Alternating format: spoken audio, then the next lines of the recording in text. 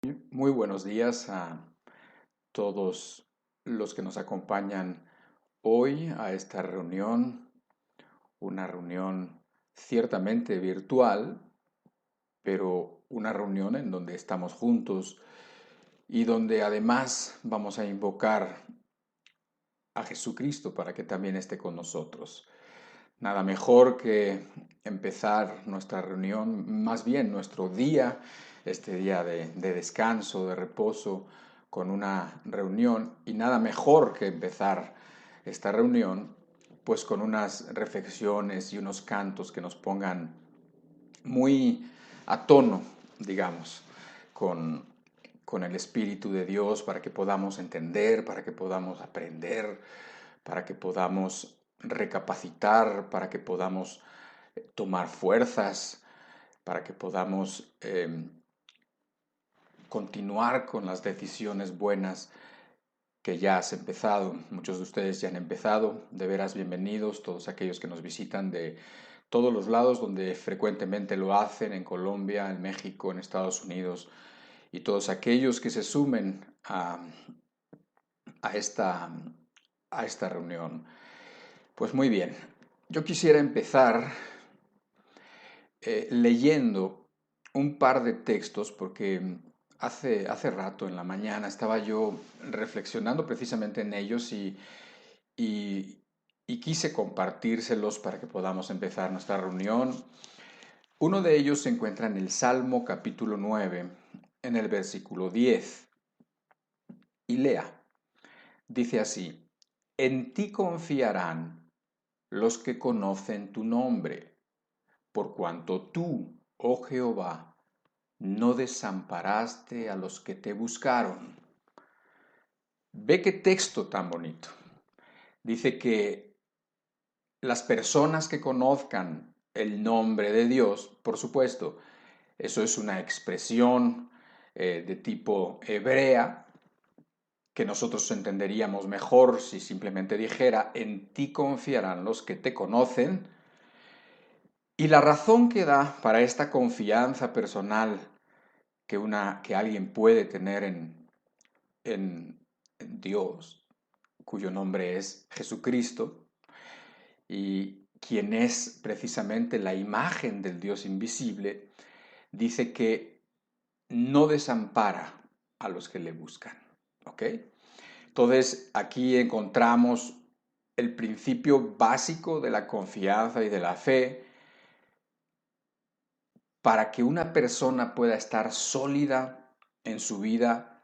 Dice que necesita conocer a Dios. Cuanto más lo conozca, más va a poder confiar en Dios. Creo que es algo muy sencillo de comprender. Cuando tú conoces a una persona buena, cuando tú conoces a una persona que no sabías que era una buena persona porque apenas la conociste, a medida que fuiste conociéndola más, a medida que fuiste pasando más tiempo con esa persona, a medida que tuviste experiencias de uno y de otro tipo con esa persona, más te diste cuenta de que era digna de confianza. Esto aplicado precisamente al reino de los cielos, pues es muy sencillo de aprender, de entender. Ahora, este texto lo entendía yo en combinación con otro texto que se encuentra en Daniel capítulo 11 en el verso 32. Y solamente quiero leer la parte final de ese verso. Dice así, mas el pueblo que conoce a su Dios se esforzará y actuará. Otro texto bonito que también dice conocer a Dios, ¿sí? El pueblo que conoce a su Dios, que por cierto, si tú lees Daniel, que en este punto Daniel es un texto complicado, ya es un pasaje complicado de entender, que habla de los fines de los tiempos, como también nosotros hemos estado hablando y como también creemos estar viviendo. Nuevamente dice, pero ahora no a un nivel personal, como el texto que leímos del Salmo 9, sino a un nivel, digamos, de iglesia, a un nivel grupal. Dice, el pueblo que conoce a su Dios se esforzará y actuará. A mí me gusta mucho otra traducción que dice, el pueblo que conoce a su Dios se mostrará fuerte y hará proezas, ¿sí? Hará grandes cosas por su Dios. Entonces, nuevamente encontramos aquí la palabra conocer y nuevamente nos damos cuenta que qué necesidad tan grande tenemos de conocer cada vez más a Dios. De veras, eso es quizás en lo que te deberías de enfocar. Para conocer a una persona, te decía hace ratito, necesitas pasar tiempo con esa persona. Necesitas conocer a esa persona cómo se comporta en unas circunstancias y en otras. Y entonces, según va pasando el tiempo y según vas teniendo experiencias, lo conoces cada vez más. Lo mismo sucede con Dios, es exactamente igual. A medida que tú lo conoces más por lo que nos ha dejado escrito, por lo que ha hecho ya por ti, por lo que ha hecho por otras personas, entonces cada vez lo vas conociendo más. Cuanto más tiempo pases con Él, cuanto más, muchas veces en medio de muchísimos problemas, en medio de muchísimo estrés y en medio de todo el mundo cómo se va moviendo tan rápido, a veces es necesario hacer lo que decía Jesucristo, meterte en tu recámara, cerrar la puerta y entonces olvidarte de todos, olvidarte del mundo y entonces concentrarte en conocer al Señor Jesucristo. Y entonces, a un nivel personal, confiarás en Él. Y por confiar en Él, todas las cosas te irán saliendo, todas las cosas irás pudiéndolas pasar. ¿Por qué? Pues sencillo, ¿no? Es sencillo, porque estás confiando en Él y es necesaria la fe, la confianza para vivir de una manera agradable a Dios. Pero también como pueblo, porque necesitamos entender que como pueblo también nos tenemos que manifestar, como pueblo tenemos que ser unidos, como pueblo tenemos que ser uno. Entonces también de esta manera, conociendo al Señor, ayudando a tu prójimo, a tu hermano, a tu mamá, a tu hija, a tu hijo, a conocer cada vez más a Dios, a llevarlo a conocer más a Dios, más a Jesucristo. Entonces el pueblo se manifestará, se mostrará fuerte en momentos de dificultad y hará proezas, hará grandes cosas para el Señor que de veras muchas ganas tenemos y mucha necesidad hay de que se manifiesten las obras de Dios, porque en este mundo lo que se manifiesta es todo lo contrario. Se manifiestan todo lo malo, se burlan de las cosas sagradas, cada vez la gente cree menos, etc. Entonces necesitamos como pueblo ese conocimiento que nos lleve a ser fuertes en los momentos difíciles, en los momentos de oscuridad y hacer grandes cosas por Él. ¿Ok? Entonces, yo quisiera que hoy comenzáramos, ya comenzamos, pero ahora sí que pusiéramos nuestro corazón como para tener unos cantos para el Señor, para pensar, para para que le podamos empezar a pedir, para que nos pongamos a tono con el Señor, ¿ok? Quisiera yo que nos aprendiéramos un canto, quizás tú ya te lo sabes, es un canto, ya es muy antiguo, por eso digo que quizás algunos no se lo saben, ¿por qué? Porque son de otra generación. Entonces, este canto dice así: hay un pueblo que te ama, tu palabra levantó, despertó de las tinieblas por ti y hoy queremos servirte a ti y hacer tu voluntad. Y le pide a Dios, da la luz a tu pueblo y libertad. Ven, Señor Jesús, en medio de tu pueblo. Que tu luz queremos alcanzar y libera la mente del cautivo que tu gracia y tu poder atraerá. Y esa es nuestra oración el día de hoy. Así que pongámonos delante de Dios para que nosotros podamos ministrarle a Dios, decirle a Dios lo que Él es para nosotros, decirle al Señor cómo queremos y cómo necesitamos conocerlo cada día más, cómo la vida es tan diferente cuanto más uno conoce al Señor. Y por otro lado, también decirle al Señor que nos ayude a manifestar su poder y su gracia para que mucha gente lo pueda conocer, para que mucha gente vea que en realidad el Dios Todopoderoso es un Dios bueno y misericordioso, porque entre la religión y entre los malos tiempos que se viven la gente no está conociendo a Dios para nada. No hace falta ahora en estos momentos pensar en un lugar lejano, que también, por supuesto, aquellos que se van a lugares lejanos, pero aquí en esta sociedad que vivimos, de veras se necesita que Dios se manifieste, de veras se necesita que Dios se dé a conocer a su pueblo para que además su pueblo lo dé a conocer a Él. Padre, de veras te pedimos que estés con nosotros para que nos transformes en mejores personas, para que nos transformes en hijos, en donde cada vez nos parezcamos más a ti. Ven en medio de tu pueblo, Señor, tráenos libertad y da libertad a los que todavía están cautivos, Señor. Ayúdanos para ser unos hijos, Señor, como tú quieres que seamos y podamos manifestar a ese grandísimo Dios que tenemos, a ese hermosísimo, misericordioso, poderoso Dios que tenemos. Déjanos conocerte cada vez más, para que cada vez más podamos, mientras estamos en esta vida, Señor, darte a conocer a los que no te conocen. Gracias por permitirnos reunir. Gracias, Señor. En el nombre de Jesús.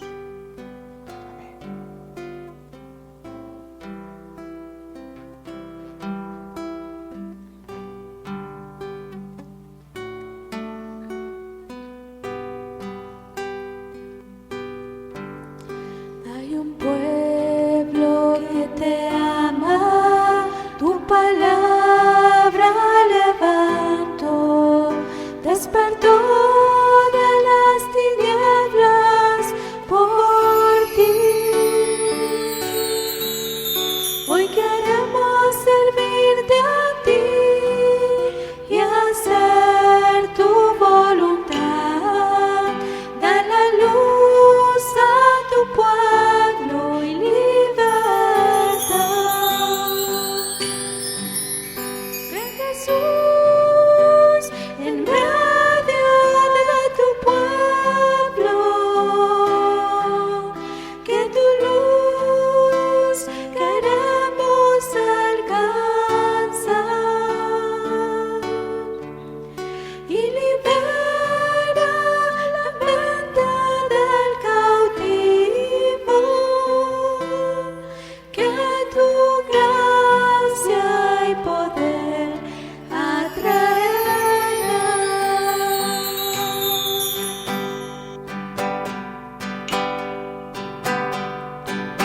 Hay un pueblo que te ama, tu palabra levanto, despertó de las tinieblas por ti.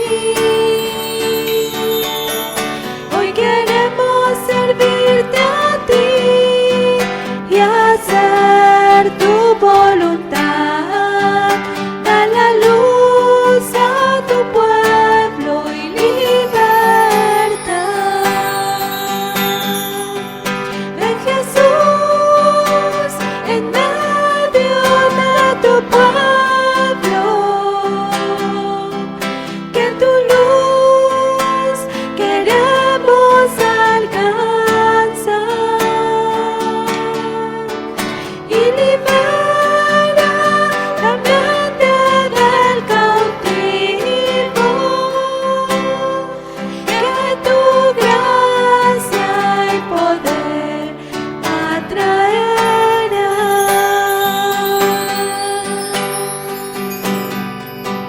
Ven, Jesús, en medio de tu pueblo, que tu luz queremos alcanzar y libera la mente del cautivo, que tu gracia y poder atraerá. Que tu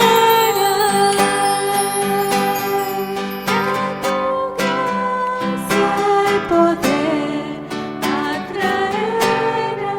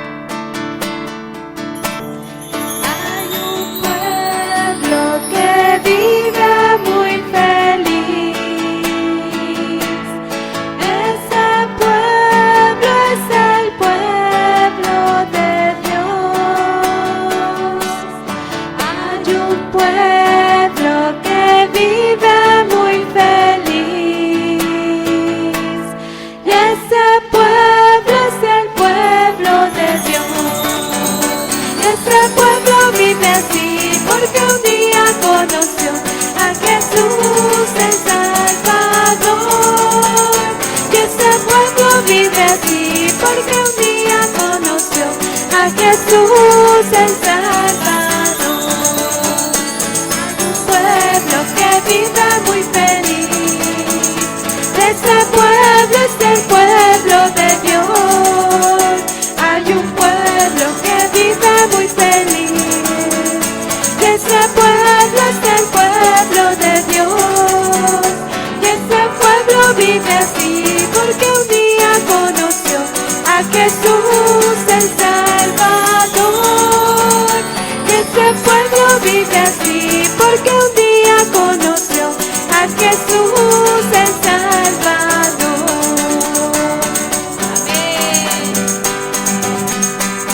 Jehová está en su templo, alábale que él vive. Jehová está en su templo, alábale que él vive. Alábale, alábale, alábale que él vive. Alábale, alábale, alábale que él vive. Los hijos de Sion se gozan en su rey, alaban su nombre con danza, con pandero y arpa, cantan alabanzas a él. Aleluya, aleluya, aleluya, amén. Aleluya, aleluya,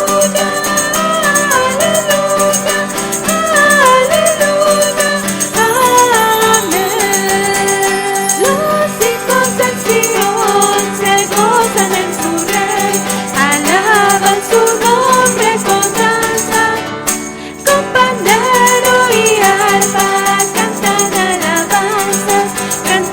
alabanzas a él. Aleluya, aleluya, aleluya, amén. Aleluya, aleluya, aleluya, amén. Jehová está en su templo, alábale que él vive. Jehová está en su templo, alábale que él vive. Alábale, alábale, alábale que él vive. Alábale, alábale, alábale que él vive. Alábale, alábale, alábale que él vive. Alábale, alábale, alábale que él vive. Amén, Señor. Te alabamos, Señor Jesús. Amén, Señor. Porque tú eres nuestro Dios, Señor. Así es, Jesús.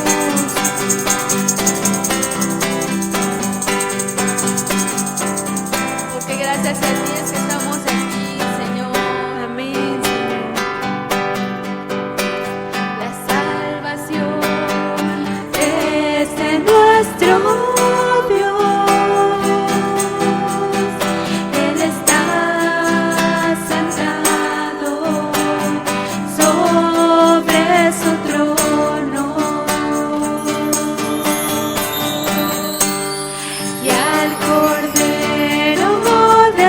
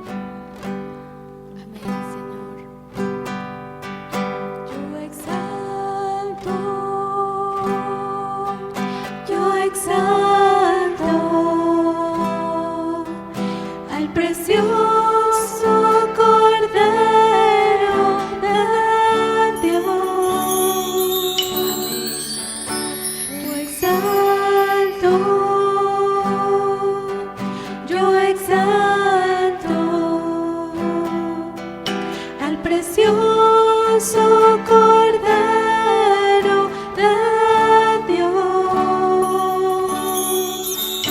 al que vive, vive y reina, vive y reina en mi corazón.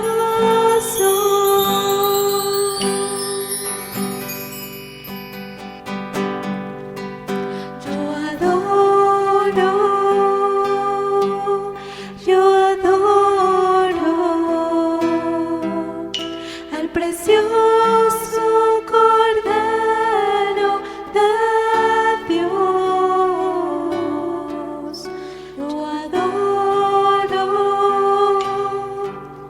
Yo adoro al precioso Cordero de Dios, al que vive, vive y reina, vive y reina en mi corazón. El que vive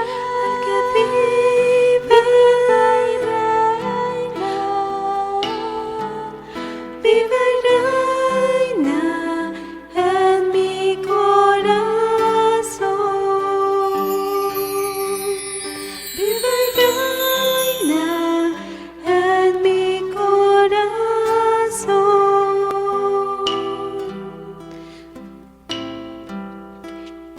En mi corazón.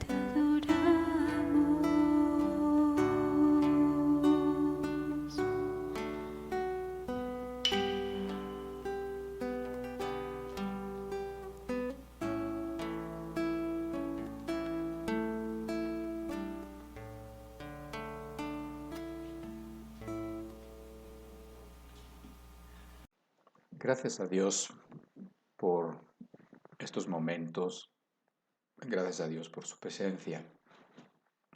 Vamos a pasar ahora a estudiar un poco la palabra del Señor, ¿ok? Y vamos a continuar con un tema que comenzamos hace un par de semanas. Desde luego, es un tema que está dentro del tema más amplio que de este ciclo que hemos venido pues teniendo ya por más de 10 semanas, creo. Y este en particular es la segunda parte de los amadores de los deleites más que de Dios. En esta primera parte, que ahora te voy a hacer un pequeño resumen, eh, pues hablaron muchas cosas importantes y en sí misma como plática, como predicación, es suficiente, es, pudiéramos decir, independiente, pero como tema hay algunas cosas que quedaron pendientes, algunas reflexiones, y esas las quiero tomar para el día de hoy y completar precisamente el tema de los amadores de los deleites más que de Dios. Vienen estas reflexiones son muy necesarias para que podamos poner en la perspectiva correcta pues los placeres, tal como los vimos la semana pasada, perdón, hace un par de semanas, y que ahorita te voy a decir un poquito por si no estuviste la otra vez, pero vamos a pedirle a Dios que nos ayude. ¿Qué les parece? Padre, háblanos por medio de tu palabra y ayúdanos a completar este tema. Ayúdanos, Señor, a que las personas escuchen tu voz cuando abrimos tus escrituras. Eso es todo lo que quisiéramos, Señor, que escucháramos tu voz cuando abramos tu palabra. Y te lo pedimos en el nombre del Señor Jesucristo. Amén. Pues muy bien. El texto base que hemos estado utilizando está en 2 de Timoteo 3, del versículo 1 al versículo 5. Creo que nunca se nos va a olvidar, lo hemos leído tantas veces que nunca se nos va a olvidar este versículo. Este versículo no lo voy a leer completo, solamente lo voy a leer con referencia al tema que vamos a ver hoy, para que no se haga demasiado largo, porque además hay otros textos que se quieren considerar y uno de ellos es un poquito largo. Entonces dice Pablo en la segunda carta a Timoteo, en el capítulo 3, dice, también debes saber esto, que en los postreros días vendrán tiempos peligrosos. ¿Por qué? Porque habrá hombres amadores de sí mismos, etcétera, etcétera, amadores de los deleites más que de Dios, que tendrán apariencia de piedad, pero negarán la eficacia de ella. A estos evita. Está diciéndonos este punto. Amadores de los deleites más que de Dios. Otra traducción dice amadores de los placeres o amantes de los placeres más que de Dios. La semana que vimos este tema, como una pequeña recapitulación, vimos que no tenía, o sea, que la palabra de Dios, ni nosotros tampoco, tenemos nada en contra de los placeres o de los deleites que Dios da a los hombres con propósitos muy claros y definidos. Vimos que esa palabra en griego es la palabra philedonos, que es muy interesante porque está compuesta por dos palabras que es phil, que es amor, y edonos, que significa placer. Edonos, ¿te acuerdas? Hablábamos del hedonismo o de la persona hedonista, que aún se usa en nuestras épocas esa palabra y en nuestro vocabulario, y que significa precisamente esa persona que por sobre todas las cosas busca y cree que lo mejor de la vida es la obtención de placer. Repito, no teníamos nada, ni tenemos nada en contra de los placeres que Dios da a los hombres, de placeres legítimos, pero lo que sí veíamos era precisamente que el hombre es especialista en pervertir las cosas buenas que Dios da y entonces corromperlas. Y corrompe los placeres, y corrompiendo los placeres se corrompe él mismo. Es lo que veíamos. Y entonces las cosas buenas que Dios le da, pues entonces ahora le sirven para su mal. ¿Por qué? Porque los placeres en sí mismos ni satisfacen el alma y además son adictivos. O sea, la persona que vive para los placeres, la persona que vive para la fiesta, la persona que vive para la parranda, la persona que vive solamente para la satisfacción de sus deseos como prioridad en su vida, esa persona ni está satisfecha, esa persona cada vez está peor y además muy esclavizada de todos los pecados que surgen precisamente del amor a los placeres, del amor a los deleites. No tenemos nada de malo contra el sexo, no tenemos nada de malo, no tenemos nada contra el sexo, no tenemos nada contra los descansos, no tenemos nada contra la comida, no tenemos nada contra nada de las cosas buenas que Dios nos ha dado y que nos lo permite para que nuestra vida sea pues disfrutable o para que nuestro matrimonio sea disfrutable, grato, o para que tengamos descanso y para que podamos tener fuerzas y recuperarlas para seguir en los momentos difíciles de la vida, etc. El problema es cuando los placeres se vuelven lo más importante. El problema es cuando la vida parece que se convierte en conseguir placeres a toda costa. Entonces la persona pervierte en sí los placeres y la persona se vuelve esclavo de los pecados que surgen de estos. Esclavo. Una persona que comete pecado se vuelve esclavo del pecado y una persona esclavizada del pecado ya no puede salir. Es como una mosca que ha caído ahí en una tela de araña. Ya no puede salir. Mientras más se mueve, más se enreda. Esa es la vida del pecador. Esa es la vida en particular de este pecador que es el que ama los placeres más que a Dios, el que toma los placeres legítimos que Dios te da, que Dios le da, y los convierte en algo malo, en algo para perversión, y bueno, se esclaviza a ellos, ¿sí?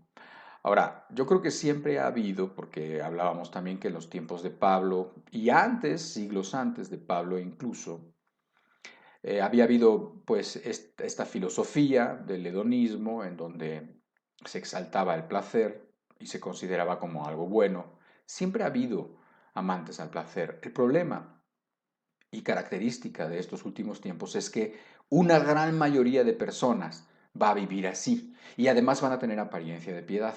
O sea que va a ser como la norma de la vida, o sea, como que la vida va a ser como si todo fuera, la vida fuera para conseguir siempre felicidad y para que siempre podamos hacer lo que queramos y para que si eso nos gusta, eso lo hagamos y para que nuestros sentidos estén siempre satisfechos. La vida hoy en día se nos enseña así. Si te gusta, hazlo. No dudes, hazlo. Just do it, dicen por ahí los anuncios, ¿verdad? Dice, solamente hazlo, hazlo. Como diciendo, si eso te gusta, eso haz. ¿Por qué? Porque este es el pensamiento del cual el apóstol Pablo nos estaba previniendo. De ese pensamiento y de esas personas amantes de los placeres más que de Dios. Y bueno, pues esto, pues pensando en este tema, surgen una serie de reflexiones que yo te quiero compartir. Obviamente no son las únicas, pero son importantes y quiero que avancemos en ellas porque creo que te van a dar bastante para tu vida y te van a ayudar. La primera de ellas es una serie de contrastes, digamos, una serie de claroscuros que nos da la palabra en el libro de Eclesiastés en el capítulo 3, en el versículo 1 hasta el 8 vamos a leer con calma, es un versículo largo, pero es un versículo sencillo y además tú ya lo has leído seguramente en alguna otra ocasión. Dice así la palabra: todo tiene su tiempo y todo lo que se quiere debajo del cielo tiene su hora, tiempo de nacer y tiempo de morir, tiempo de plantar y tiempo de arrancar lo plantado, tiempo de matar y tiempo de curar, tiempo de destruir y tiempo de edificar, tiempo de llorar y tiempo de reír, tiempo de endechar y tiempo de bailar, tiempo de esparcir piedras y tiempo de juntar piedras, tiempo de abrazar y tiempo de abstenerse de abrazar, tiempo de buscar y tiempo de perder, tiempo de guardar y tiempo de desechar, tiempo de romper y tiempo de coser, tiempo de callar y tiempo de hablar, tiempo de amar y tiempo de aborrecer, tiempo de guerra y tiempo de paz. Como te decía, es una serie de contrastes, blancos y negros. Quiero llamar tu atención si en el versículo 5, en la segunda parte del versículo 5, que dice tiempo de abrazar y tiempo de abstenerse de abrazar. Bueno, creo que eso queda muy bien en los tiempos que estamos viviendo de pandemia, ¿verdad? Digo, tiempo de abrazar y tiempo de abstenerse de abrazar. Es una aplicación muy sencilla de algo que efectivamente está sucediendo literalmente en nuestro tiempo. Pero en el versículo 4 está un poco más el tema que estamos hablando. Dice tiempo de llorar y tiempo de reír, tiempo de endechar y tiempo de bailar. O sea, está diciéndonos la palabra, lo más sencillo que se recibe de ella es eso, que la vida no es plana. O sea, la vida no es siempre igual. La vida no es siempre reír, ni la vida es siempre bailar. Eso es lo que está diciendo. La vida no siempre es de este color, sino que la vida tiene contrastes, está diciendo. Y que además esos contrastes en sí mismos son buenos. ¿Por qué? Porque si Dios, que es bueno en sí mismo y que además nos hizo y que además nos ama, supiera que si la vida fuera siempre de color rosa, eso fuera lo que nos hiciera mejor, así la hubiera hecho. Porque Dios no pone dificultades porque se le antoja poner dificultades. Él simplemente sabe que es mejor que la vida para que nosotros crezcamos, para que nosotros realmente seamos como Dios quiere que seamos. Sabe que la vida no puede ser de una sola manera. Por eso hay tiempo de reír y hay tiempo de llorar. Por eso hay tiempo, como dice ahí tantas veces, tiempo de destruir y tiempo de edificar. Por eso hay tiempo para todo en nuestra vida. ¿Por qué? Porque es la única manera como Dios puede hacer algo en nuestros corazones. Es la única manera como Él puede enseñarnos las cosas que necesita enseñarnos en el paso de nuestra vida para que nuestra vida no sea infructuosa, para que nuestra vida no sea pues desperdiciada. Y hablando exactamente de los placeres, bueno, pues hay tiempo de disfrutar los placeres y hay tiempo de no disfrutar los placeres, porque todo tiene su tiempo. Hay momentos en donde los placeres necesitan y son buenos, y es bueno para nuestra vida disfrutarlos, ¿sí? Los placeres legítimos, lo hemos platicado y lo platicamos más aquella semana. Los placeres que Dios lo permite, que Dios nos permite, hay que disfrutarlos, por supuesto que sí, pero no toda la vida es para disfrutar placeres. El problema de los amadores de los placeres más que de Dios es que su vida no tiene sentido sin los placeres. Su vida, cuando los placeres se acaban, ellos se acaban literalmente. Y eso es lo que pasa siempre cuando hablamos de idolatría, cuando quitamos al Creador y ponemos la creación, cuando quitamos al Creador que nos da algo bueno y ponemos eso algo bueno como más importante que el mismo Creador. Entonces, el que ama los placeres no concibe la vida sin los placeres. ¿Sí me entiendes? Los placeres son su razón de ser. Es para lo que se esfuerza. Los placeres es para lo que ahorra, para lo que vive. Si no hay placeres, la vida para ellos no tiene sentido. Yo no quiero esa vida. Y máxime porque siempre estamos considerando los placeres como los placeres en realidad del cuerpo. Y sí es verdad, porque ya lo vimos. O sea, sí es verdad que por medio de los sentidos, en la satisfacción de los sentidos, nosotros podemos obtener placer, desde luego. Pero hay otro tipo de placeres que no se alcanzan a ver cuando vives en los placeres de la carne, cuando vives en los placeres como más entendemos placeres. Hay otros placeres de tipo espiritual, hay otros placeres que no tienen que ver con la carne, pero que sin embargo no dejan de ser placeres. Hay cosas deleitosas en Dios, o cuando, por ejemplo, una persona que está en paz, una persona que puede tener un bebé y disfrutar a ese bebé, una persona que puede estar tranquila del futuro y no angustiada porque tiene confianza ese tipo de deleites no son deleites de la carne, son otro tipo de deleites que nunca se pueden ver mientras tú vivas y mientras a ti te importen tanto los placeres de la carne, ¿sí? Los placeres ilícitos, vamos a decir, ¿sí? Los placeres que siendo lícitos en un momento tú los convertiste en ilícitos y en malos, ¿ok? Entonces, todo tiene su tiempo. La vida es así, la vida hay momentos arriba y hay momentos abajo.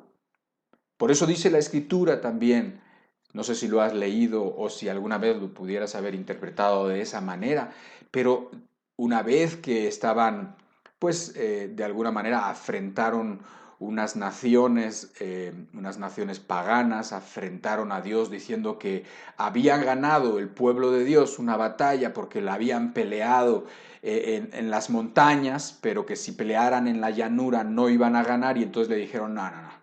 Nuestro Dios, y es lo que quiero que entendamos, nuestro Dios es Dios de las llanuras y también es Dios de las montañas. O sea, ¿qué quiere decir? Nuestro Dios es Dios bueno y nuestro Dios nos ayuda cuando estamos arriba y cuando estamos abajo.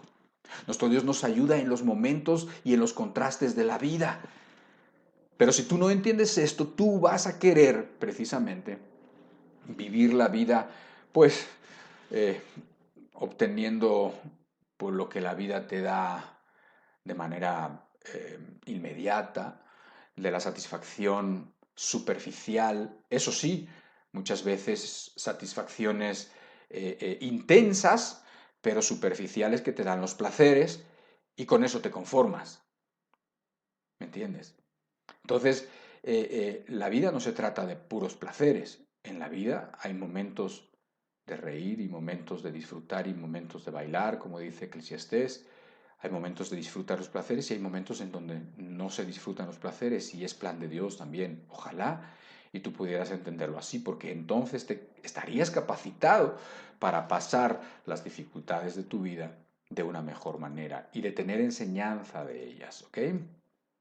Ahora, la siguiente reflexión también parte de las Escrituras, o sea, surge de la lectura de las Escrituras. Pero en esta reflexión, la psicología y las ciencias sociales corroboran lo que la palabra de Dios enseñó hace mucho tiempo, hace miles de años, en un sencillísimo proverbio. Yo sé que cuando nosotros hablamos del Evangelio, pensamos que, bueno, las cosas de Dios no tienen que ver con, pues, con las cosas de la sociedad, pero sí tienen que ver. Y precisamente porque este texto que vamos a leer, que está en Proverbios capítulo 21, versículo 17, habla precisamente de cosas que se observan, de cosas que observaba el Salomón o quien haya escrito este proverbio, ¿sí? Y que lo observaba de la sociedad, pero que encontraba sabiduría en ello y que encontraba que era bueno ponerlo en el corazón, entenderlo. Dice Proverbios 21, 17, el que ama el placer será pobre. El que ama el vino y los ungüentos no se enriquecerá, ¿sí? Los ungüentos, si quieres, ahí pudieras pensar en perfumes, ¿no? Y obviamente, pues que todo lo que engloba este versículo, el que ama el placer será pobre, el que ama el vino y los ungüentos no se enriquecerá. Entonces, hablando precisamente de nuestro tema, encontramos que cuando las personas prioritariamente y constantemente hacen del placer su prioridad y su vida, esas personas se ven afectadas aún en el campo de su vida cotidiana, aún en la sociedad misma, ¿sí? O sea, el principio de la palabra de Dios aplica para las cosas más elevadas espirituales, pero también aplica en las cosas sencillas y cotidianas de la vida y de la sociedad. ¿Qué te quiero decir? Está bien estudiado y bien comprobado por la psicología que aquellas personas que están dedicadas, digamos, a gratificar inmediatamente, esas personas que siempre buscan la gratificación inmediata, esas personas que si se les presenta la oportunidad de obtener placer ahorita, la toman, esas personas tienen el impedimento de conseguir metas a largo plazo, metas más importantes, metas más elevadas. ¿Sí? Eso está totalmente comprobado y además es sencillo darte cuenta de que es así.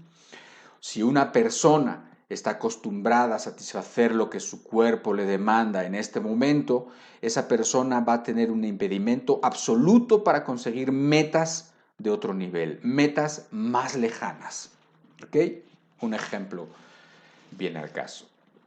Imagínate un muchacho o una muchacha que tiene una serie de características y peculiaridades físicas increíbles, que tiene un don, que tiene talentos para un deporte o para todos los deportes. ¿Por qué? Porque tiene una complexión física de tal forma que lo hacen pues único, como hay personas que tienen esos talentos.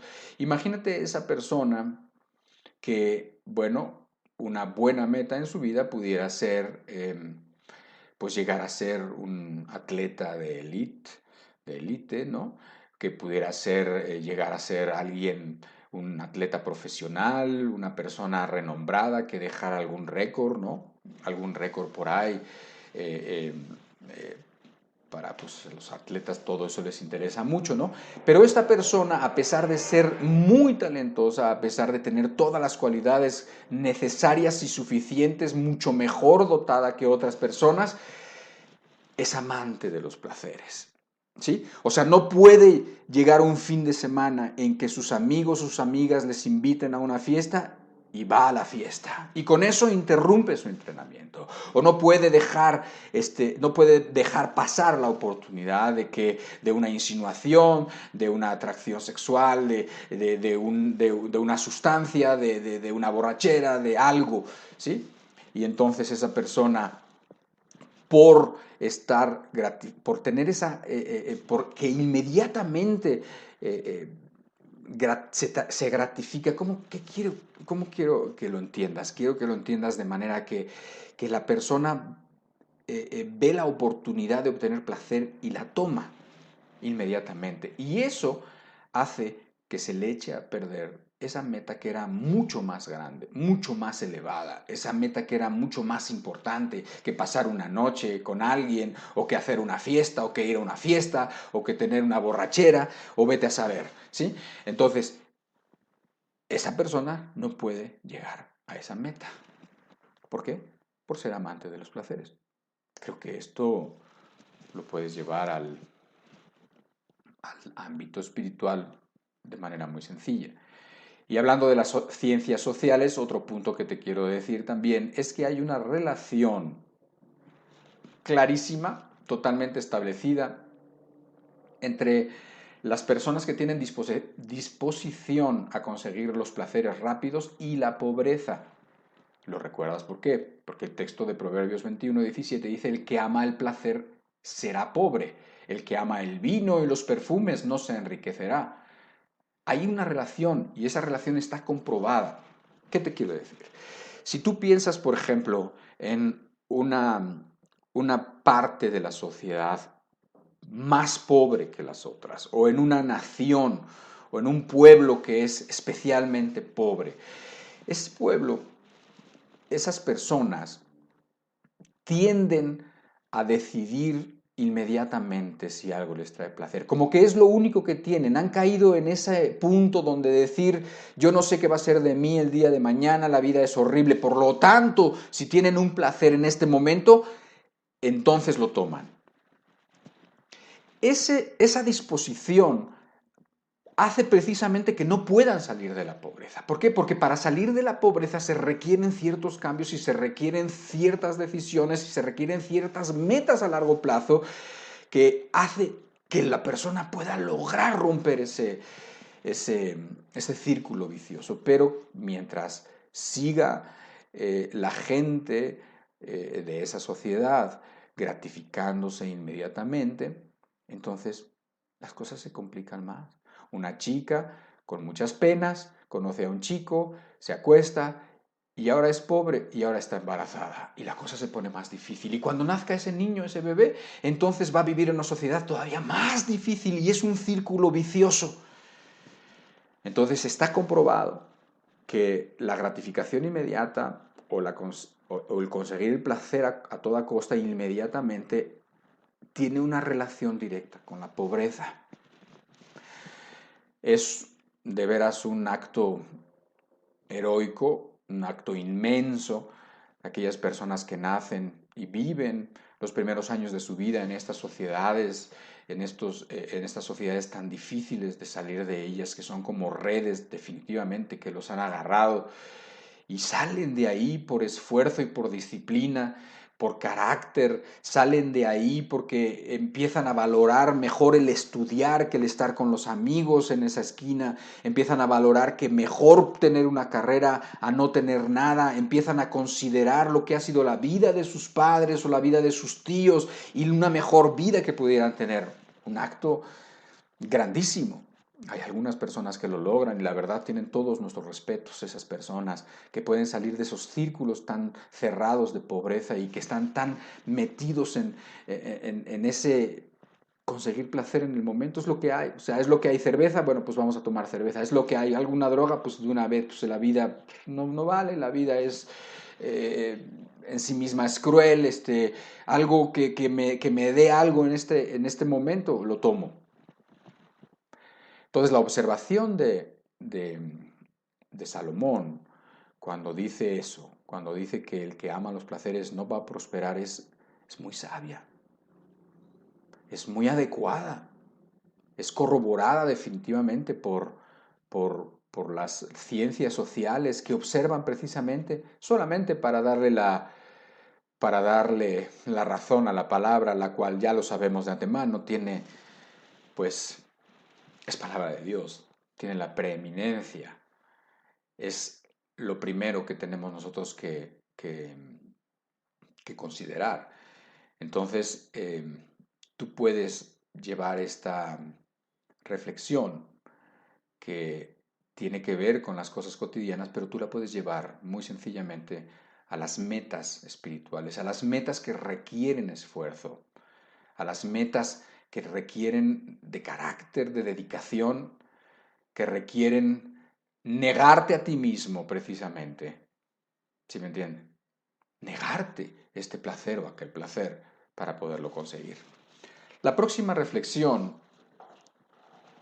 es que los placeres corrompen el carácter y echan a perder la moral. Esto es importantísimo. Tú lo has visto en familiares tuyos o en ti mismo. Tú lo has visto. Los placeres, el amor a los placeres, la dedicación a conseguir placeres, la dedicación a este estilo de vida, te corrompe el carácter y echan a perder la persona, echan a perder la moral de la persona. Las comodidades tienden a volvernos suaves, complacientes, acomodados, desganados, consentidos, poco dispuestos a ver las necesidades de los demás y a suplirlas, a satisfacerlas. ¿Sí? Esto viene pues de una manera que a mí me ha llamado la atención, porque no siempre había pensado en este texto que ahorita vamos a leer de la misma forma. Hoy lo leo y creo que entiendo las dos partes. Antes entendía una y por lo general la gente tiende a entender una sola parte y no la otra. Y vamos a leerlo. Mira, el texto está en Filipenses capítulo 4, en el versículo 12 y en el versículo 13. Y es Pablo que está diciendo en esta carta: sé vivir humildemente y sé tener abundancia. En todo y por todo estoy enseñado, así para estar saciado como para tener hambre, así para tener abundancia como para padecer necesidad. Todo lo puedo en Cristo que me fortalece. ¿Cuántas veces hemos escuchado esa palabra? Hemos dicho esa palabra, esta palabra tan hermosa que es: todo lo puedo en Cristo que me fortalece. Y definitivamente, si Cristo te fortalece, tú puedes cualquier cosa, tú puedes enfrentar cualquier situación. Y es lo que estaba diciendo Pablo. Y Pablo está nuevamente haciendo una serie de contrastes. Dice: sé vivir humildemente y sé tener abundancia. Dice: yo sé estar saciado, así como sé tener hambre. sé tener abundancia e igualmente sé padecer necesidad. Y algunos se verán identificados conmigo cuando al pensar en este texto siempre pensábamos en la parte, digamos, de abajo. Siempre pensábamos en la necesidad, en la pobreza, siempre pensábamos en esos momentos difíciles que Pablo pasaba. Y efectivamente, sí se trata de eso, pero eso es solamente la mitad, porque el texto dice ambas cosas, sé vivir humildemente y sé tener abundancia. Estoy enseñado en todo, tanto para estar saciado como para tener hambre. No solamente la parte de abajo, también la parte de arriba es, si quieres, hasta más peligrosa porque es más sutil. ¿Por qué? Porque luego en esa necesidad buscamos a Dios. Y Dios, como leíamos al principio de la reunión, antes de las alabanzas, Dios siempre escucha y ayuda al que le pide ayuda. No, o sea, no lo ignora, sino que lo atiende. Y entonces en la necesidad buscamos y en la necesidad encontramos y en la necesidad decimos todo lo puedo en Cristo que me fortalece. Pero ¿qué pasa cuando vienen momentos de dicha, momentos de abundancia, momentos donde las cosas parece que todas van bien? Cuidado, porque Pablo está diciendo precisamente la otra parte. Y para que el texto esté completo, debemos entenderlo también con que necesitamos esa gracia de Dios que nos fortalece, esa gracia de Dios que es lo único que nos puede fortalecer, que es lo único que puede llevarnos a buen término en los momentos de bonanza, en los momentos en donde las cosas son tranquilas, en los momentos donde hay abundancia. Ahí necesitamos la gracia de Dios. ¿Por qué? Porque es sutil, porque te desgasta el carácter, te lo va haciendo suavecito, blandito, porque te va echando a perder poco a poco, porque te va volviendo cómodo. Y cuidado, porque entonces entras en ese estado tibio, suave, en donde las cosas espirituales tampoco se perciben bien. Leyendo yo este texto y pensando en eso que decía que los placeres, el amor a ellos, el acostumbrarse a los placeres, arruinan el carácter del cristiano, el carácter de la persona, lo hacen débil, lo hacen suave. Estaba pensando en un experimento que le hicieron hacer a mis hijas cuando eran pequeñitas y creo que estaban en la primaria. Entonces les hicieron un experimento y les dijeron que tomaran un hueso y que metieran ese hueso en vinagre. Tú sabes que los huesos son rígidos, tú sabes que los huesos son fuertes, sabes que sin huesos tú no podrías caminar, tú no podrías levantarte, tú no podrías correr, tú no podrías hacer nada sin los huesos. ¿Por qué? Porque los huesos le dan solidez a tu cuerpo. Pero no solamente le dan solidez a tu cuerpo, los huesos sirven para proteger otros órganos que son más delicados, otros órganos que se pueden lastimar si recibieran un golpe. Por eso la cabeza, por eso el cráneo que envuelve partes tan delicadas como el cerebro o como los ojos. Por eso las costillas que hacen como una caja, que de hecho así se denomina, como esa caja torácica que protege órganos que son más delicados como los pulmones o como el corazón. Pero imagínate que siendo la función de los huesos proteger, dar solidez, porque son duros,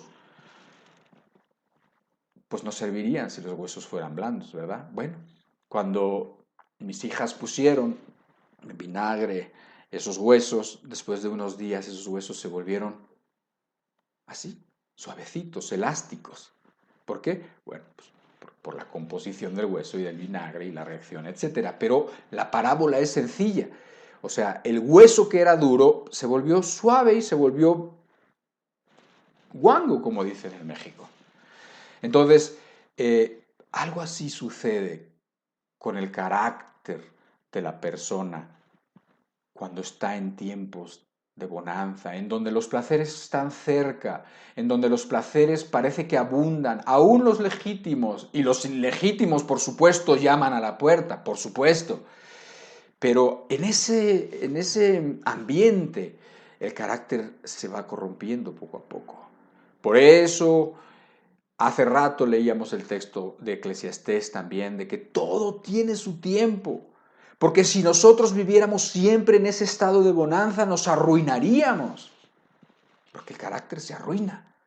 Y después no vas a estar ejercitado para tomar las decisiones, no vas a estar ejercitado en la disciplina que se requiere tomar decisiones importantes en la vida, no vas a tener la fuerza para decir que no a una situación, no vas a tener los principios, no vas a tener la energía, digamos, espiritual. ¿Por qué? Porque nunca la has ejercitado mientras estás en esos tiempos de bonanza. Por eso, recuerda este texto ahora cuando lo vuelvas a leer de Filipenses. Todo lo puedo en Cristo que me fortalece, no solamente aplica a los tiempos malos. Te recuerdo el texto que aplicamos hace rato. Nuestro Dios es Dios de los valles, es Dios de las llanuras y es Dios de las montañas. En todo momento es Dios y en todo momento está a nuestro lado y necesitamos que esté a nuestro lado. En los momentos de valles y en los momentos de montañas y de cimas también necesitamos que esté a nuestro lado. Todo lo puedo en Cristo que me fortalece. Es imposible amar los placeres y obedecer con fe y gratitud los designios de Dios, porque tú sabes que los designios de Dios no siempre son fáciles, siempre son buenos, pero no siempre son fáciles. Los designios de Dios pueden implicar en tu vida la muerte, la enfermedad, la pobreza. Siempre son buenos, pero no siempre son fáciles. Necesitamos la gracia de Dios y la disposición a los placeres hace que nos volvamos blandos, que nos volvamos inadecuados para aceptar la voluntad de Dios. Considera estas reflexiones, por favor, porque creo que además de que son para ti, creo que te pueden hacer mucho bien. Cuando yo preparo estas pláticas, yo sé que solamente conozco a algunas de las personas que nos ven, pero me baso en ellas, pienso en ellas cuando hablo, cuando digo alguna cosa como estas, porque creo que les puede hacer bien. Por favor, reflexiona en ellas y toma las decisiones que tengas que tomar.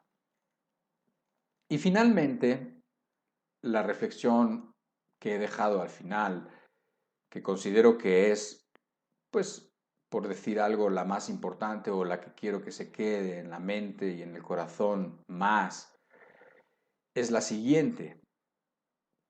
Hay una relación entre la incredulidad de la gente y la incredulidad del mundo y el amor a los placeres, así como también hay una relación entre las personas que se privan voluntariamente de placeres con la eternidad, con la fe, ¿sí? Está relacionado. O sea, la persona que vive amando los placeres va a ser o va a tender que a ser incrédula. ¿Por qué? Pues porque no le conviene creer en Dios, porque no le conviene creer en la eternidad, porque no le conviene creer ni pensar en las cosas que realmente importan, en las cosas que tienen que ver con el alma, porque están dedicados al cuerpo, a la satisfacción de esas necesidades y de esos caprichos del cuerpo. Pero de la misma manera está relacionada la persona que puede privarse de cosas. ¿Por qué? Porque tiene una mira más allá de los placeres, más allá del deleite, más allá están sus ojos, más allá está su mira, su meta, y por lo tanto, la fe, la eternidad. ¿Ok? Te voy a leer un texto en Isaías y lo vas a ir entendiendo muy bien ya con esto que estamos diciendo, en Isaías capítulo 22, verso 13. En esta ocasión Isaías estaba viendo al pueblo de Dios que andaba muy mal. ¿Y cómo los estaba viendo?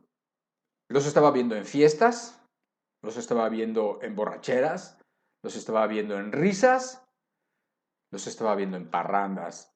Y entonces dice, sin embargo hay gozo y alegría, matanza de bueyes y degüello de ovejas, comiendo carne y bebiendo vino, dicen, comamos y bebamos, que mañana moriremos.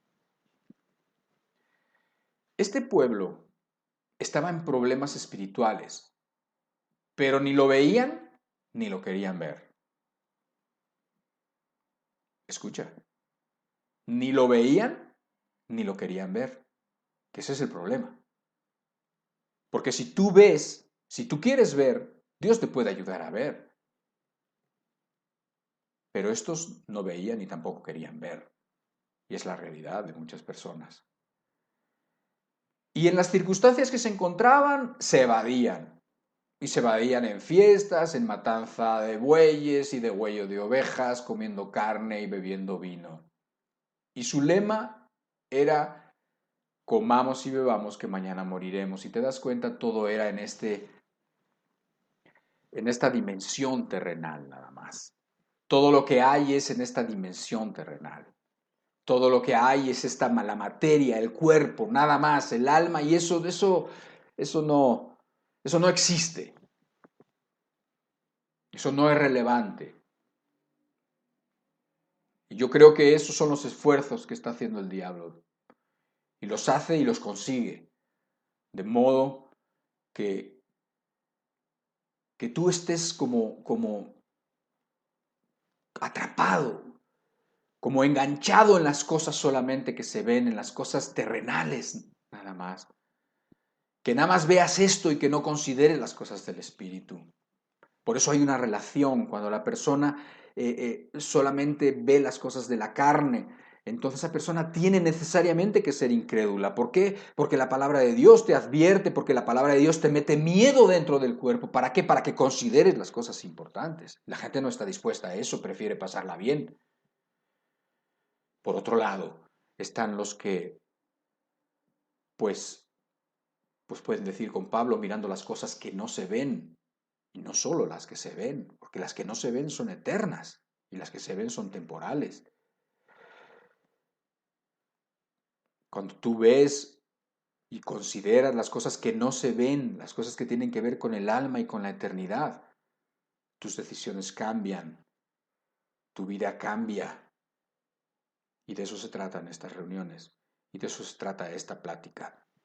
Ahora, si tú pusiste atención, vas a decir que tú ya habías leído esa frase en algún otro lugar, comamos y bebamos que mañana moriremos. Efectivamente, el apóstol Pablo, cuando estaba hablando de la resurrección de los muertos, que mucha gente no creía en la resurrección de los muertos, que mucha gente decía, no es cierto, eso es una tontería, ¿cómo van a resucitar los muertos? ¿Qué va a pasar? Aquellos que se murieron, que fueron despedazados, aquellos que se fueron y se ahogaron, aquellos que murieron en un incendio, etcétera, etcétera. No creían, mucha gente no creía. En ese contexto de la resurrección, en ese contexto de Pablo hablando, que es 1 Corintios capítulo 15, que es el capítulo, digamos, por excelencia de la resurrección, en el versículo 32, Pablo retoma estas palabras en el contexto de la resurrección. Dice, si como hombre batallé en Éfeso contra bestias, ¿qué me aprovecha? Si los muertos no resucitan, comamos y bebamos, que mañana moriremos. ¿Ves la relación? El apóstol Pablo está diciendo, si no hay vida eterna, si no hay resurrección, ¿qué nos sirve? Mejor entonces disfrutemos aquí, mejor entonces agarremos los placeres, los que nos vengan y los que no nos vengan también, y tomemos y vivamos solamente para eso, para la carne, para el cuerpo, solamente. Pero obviamente su pregunta es retórica, su pregunta no está esperando que él no cree si le aprovecha o no le aprovecha, no tiene dudas si le aprovecha el creer en Cristo y en creer en la resurrección. Él sabe perfectamente, él cree en la resurrección, él cree en el Señor Jesucristo, que es el primero de todos resucitó de los muertos. ¿Para qué? Para llevarnos a los demás a resucitar, a todos aquellos que creamos en él. Él no tenía duda, es una pregunta solamente como haciendo reflexionar a las gentes que estaban leyéndolo o que lo estaban escuchando. Si los muertos no resucitan, entonces comamos y bebamos, dediquémonos a lo de aquí. Si solamente somos materia, pues dediquemos a lo de aquí. Vivamos como los animales, ¿no? Los animalitos, pues ellos tienen una necesidad, la suplen en el momento. Tienen un deseo, lo suplen en el momento. No le importa quién los esté mirando, nada, lo suplen. Pero no es así. Porque nosotros vemos y ojalá y tú puedas ver las cosas que no se ven y considerar las cosas que no se ven, que son eternas y que son más importantes y trascendentes. Yo creo en esto, pero hace una semana, exactamente una semana, me encontré con la realidad aplastante de esto. Viví un tiempo, unos días de mucho dolor por la muerte inesperada de mi hermano. Y fue tremendo, fue un golpe durísimo, un golpe que no esperábamos, algo que no lo vimos venir, como si hubiera sido un atropello, como si te atropellas y estás volteando para un lado mientras cruzas una calle y te atropellan y no sabes. Con una fuerza, la inminencia de la muerte, de decir no hay marcha atrás. No hay de que podamos regresar a ayer y entonces hacer las cosas diferente para ver si de esa manera esto no hubiera terminado en muerte. La verdad es que cuando tú ves y te enfrentas a la muerte, entonces te das cuenta de lo que pues a lo mejor has considerado en ocasiones, pero que nos conviene tenerlo bastante presente. ¿Por qué? Porque no hay vuelta atrás, porque hay la fuerza de lo absoluto y es tremendo el impacto en el alma. Por eso dice la Escritura, también en el libro de Eclesiastés, un texto que también conocemos mucho, dice en el Eclesiastés capítulo 7, versículo 2, dice, mejor es ir a la casa del luto que a la casa del banquete, porque aquello es el fin de todos los hombres, y el que vive lo pondrá en su corazón. ¿Qué es aquello que es el fin de todos los hombres? La muerte. La muerte como el umbral a la eternidad, como el pasaje a la eternidad, a esa eternidad que la gente no quiere considerar cuando estamos viviendo en este tiempo, cuando estamos viviendo en esta carne, cuando estamos viviendo en este momento temporal. La gente no quiere considerar la eternidad, pero la eternidad está ahí y está diciendo nuevamente el contraste, más vale estar en la casa del muerto, en la casa del luto, en la casa del difunto, en la casa donde hay un funeral, que en la fiesta y en la parranda. Hay tiempo para todo. Pero no debemos de perder de vista que la muerte es el fin de todos los hombres. Y nosotros tenemos que tomar nuestras decisiones a la luz de la eternidad. Tú tienes que tomar las decisiones a la luz de la eternidad. Porque tú no sabes, esa muerte no la esperábamos. Esperábamos que pudieran morir mis padres que se infectaron hace como 15 o 20 días y están en el hospital todavía ahorita. De ellos sí esperábamos que nos pudieran cualquier día decir que murieron. Y más o menos quizás estás preparado y dices, bueno, ya son gente que tiene más de 80 años. Bueno, es una edad razonable para morir. Pero ese muchacho era más joven que yo, 10 años más joven que yo y murió repentinamente, sin marcha atrás, sin aviso. Entonces, pues obviamente que esto nos lleva a reflexionar. Yo creo que todos hemos tenido pues la oportunidad, que uno no la ve como oportunidad, mucho menos como algo bueno, pero no lo borres, no quieras olvidarte de eso, no quieras olvidarte de esa sensación que te produce estar en el umbral, estar en la puerta y mirar la eternidad. Yo no sé cómo pasan esos momentos la gente que no cree en Dios, yo no lo sé. Y enfrentar la muerte mal, menos lo sé. Menos entiendo cómo puede una persona, sabiendo que está expuesta a que el fin de todos los hombres es morirte, porque eso sí que es seguro que te vas a morir. Eso es lo que tenemos como más seguro. Pero ¿cómo le haces? No creyendo en Cristo, no teniendo el perdón de los pecados. ¿Cómo le haces para vivir sabiendo que en cualquier momento puede ser cegada tu vida? Que no tiene que ver si tienes buena salud ni si tienes mala salud, no tiene que ver nada. Tiene que ver el que Dios te está dando una oportunidad y que en un momento dado ya no te la dará. ¿Por qué? Porque la desperdiciaste. ¿Cómo pueden vivir así? Yo sé que estas reflexiones no son nuevas, quizás yo las tengo frescas, por eso lo quise decir. Por eso preferí sí predicar en esta ocasión. ¿Para qué? Para que siguiera fresco ese sentimiento que tengo de estar precisamente viviendo la luz de la eternidad. Y quisiera que nunca se me quite, porque eso te ayuda muy bien, te ayuda mucho a no tener que caer, ni tener que ver, ni tener que complacer ese ofrecimiento que apela a los sentidos, que apela a los placeres. Es mucho más fácil decir, no, pues, ¿qué son los placeres? ¿Qué eran en esos momentos de desolación, en esos momentos de muerte, en esos momentos, qué es el placer? ¿Qué es el dinero? ¿Qué es la comodidad? ¿Qué es un coche nuevo? ¿Qué es un refrigerador nuevo? ¿Qué es una casa bonita? Nada es, nada, no es nada. Lo único que es la inminencia de la eternidad, la inminencia de la muerte.